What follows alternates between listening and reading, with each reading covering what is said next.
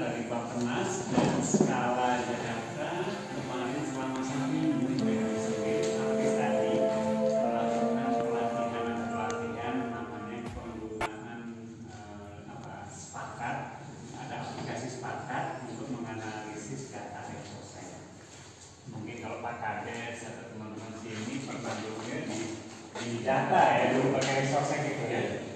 Hasil itu seluruh Indonesia dimasukkan ke database, kemudian dari Bappenas membuat aplikasi yang Spakat. Nah, tadi dilatihlah bagaimana penggunaan apa itu data Exosec itu. Nanti rencananya jadi kalau sudah punya akses bisa menganalisa level provinsi, kabupaten, dan ada level desanya, ada Exosec desa juga.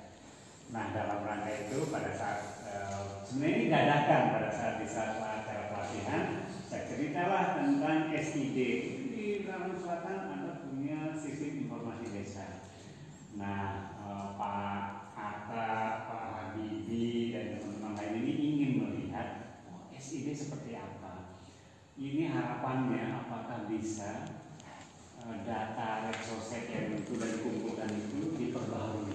Karena kalau datanya dari 2 tahun lalu, tentu nanti kalau 3 tahun ini sudah tidak aktif lagi. Nah, nanti diskusi kita santai saja. Mungkin apakah Pak mau cerita singkat dulu, baru pertanyaan. Saya harap juga teman-teman dari Bappenas tanya saja apa tentang SID gitu ya, sepuas-puasnya. Di Lombok Timur, Lampung Selatan ini yang yang paling maju ya. Ada Pak Muhammad dan Ibu Kepala Desa, itu luar biasa. Yang terakhir, Pak. Saya dengar Pak Muhammad itu udah beli televisi. Pak Muhammad itu comment center, comment center di Lampung Selatan. Nah, itu pengantar saya. Mungkin Pak Kades ada. Silakan. Bismillahirrahmanirrahim. Assalamualaikum warahmatullahi wabarakatuh. Alhamdulillah, alhamdulillahirabbil alamin. Wassalatu wassalamu ala asyrofil anbiya'i wal mursalin wa ala alihi washabihi. Yang sama-sama kita hormati dari rombongan dari Bappenas, Pak kita dan juga dari Skala ya. Dan perangkat desa, sini ada Sekdes, ya, kasih pemerintahan dan kasih pelayanan. Marilah kita panjatkan. Ada kebakaran gitu di rumah suatu warga. Nah, mereka kan harus update diri ya biar dapat bantuan sosial. Nah, mereka bisa datang ke kantor desa atau lewat HP. Terus yang ketiga itu adanya interoperabilitas. Jadi kalau misalnya terkait interop ini, misalnya OpenSD ini kan udah fungsinya udah cukup lengkap ya. Fungsi kemudian dia fitur-fiturnya udah cukup lengkap. Nah, itu bisa disandingkan gitu dengan aplikasi Spakat dan yang berisi data Exosec itu kan juga bisa disandingkan gitu ya Pak. Jadi ya nanti datanya up to date, bisa biasanya kan lewat API ya Pak kalau misalnya mau disandingkan gitu, seperti itu. Tapi mungkin di sini Pak buat kebayang gitu, maksudnya data Exosec itu seperti apa. Sebenarnya kan pemanfaatan kita kan fokus di aplikasi Spakat. Datanya itu nggak keluar by Excel gitu Pak. Kenapa? Karena kan sekarang sudah ada undang-undang perlindungan data pribadi ya Pak. Jadi kita konsepnya itu takutnya kalau misalnya itu dibuat by Excel itu udah kita nggak bisa nge-track siapa yang mendapatkan itu, takutnya malah dijual ke dark web atau segala macam. Nah, kita menghindari itu, makanya pemanfaatannya fokus di aplikasi Spakat. Mungkin saya mencontohkan aplikasi Spakat di desa Rangan Selatan mungkin ya Pak, atau masih itu nggak apa-apa Pak? Bisa, siap.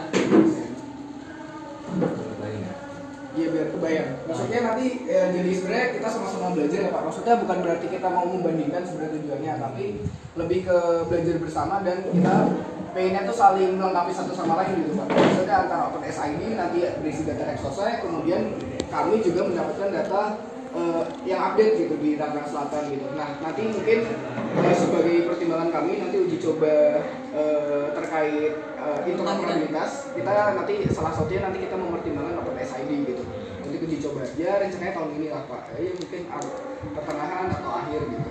Sebagai pertimbangan kami gitu dalam salah satu mekanisme pemutahiran di saya ini. Nah,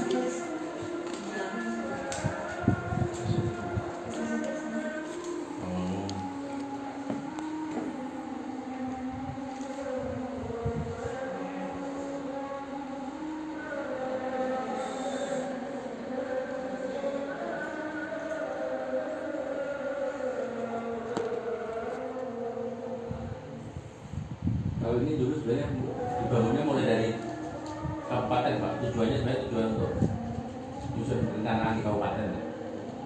Kemudian baru belakangan ketika ada resosek itu, kalau bisa ini juga dimanfaatkan data resosek di desa tadi yang saya sampaikan. Nah itu sekarang sudah ada, maksudnya barangnya ada di sini. Jadi kan nanti kalau kita sudah ada yang SID tadi, bagaimana nanti saling saling. Jadi kalau misalkan di SID belum ada datanya tapi di sepakat ada ya tinggal kita. sebenarnya kalau kita lihat tadi kan saya juga sambil iseng-iseng ya cek ya Pak. Sebenarnya ya data yang update ya pasti di OpenSID karena Ya, kan yang memang kita kan terakhir ya base pendataan 2022 itu Pak yang Oktober sekali itu. Jadi saya kita ya masih belum update tapi kurang lebih tadi hasilnya nggak jauh sih Pak. Sekitar 3.000-an untuk individu, keluarganya sekitar 1.000-an gitu ya. Iya. 1.000 ke 200. Yang dulu awalnya kita palingkan data penduduk ini yang kita palingkan. Semua kartu keluarga kan masyarakat itu kalau dulu kan gampang aja buat kartu keluarga. Kalau dia hilang tinggal buat. Sekarang kan sudah beda dia. Jadi enggak sembarangan masyarakat buat kartu keluarga. Ini hasil resosek yang Bapak kemarin Pak. Oh iya. Kecamatannya apa Pak? Rara. Ya. Rara Selatan. Nah, sebenarnya kan kalau kita kan membaginya jadi 4 kondisi analisis data Reksosek ini kita jadinya 4 kondisi ya Pak. Ada kondisi ketenaga kerjaan, kondisi pelayanan dasar, kondisi perlindungan sosial dan kondisi potensi usaha. Misalnya saya satu persatu ya Pak. Misalnya di kondisi ketenaga kerjaan lebih lanjut, misalnya ingin cek status bekerja gitu, atau lapangan usaha utama, lapangan usaha pekerja gitu misalnya. Nah ternyata kalau misalnya di Nagrang kita bisa tahu gitu, sebenarnya analisis sepakat ini kita tahu kebanyakan di industri olahan, habis itu perkebunan. So, dengan azan dulu atau bisa lagi? Kan azan nih. Kita dengarkan azan dulu. Azan ya. dulu, dengerin azan dulu ya. Dengan dulu ya, kita break dulu ya. Ya. Kalau kita Sambil- dulu, Mas, mohon maaf. Ya, apa?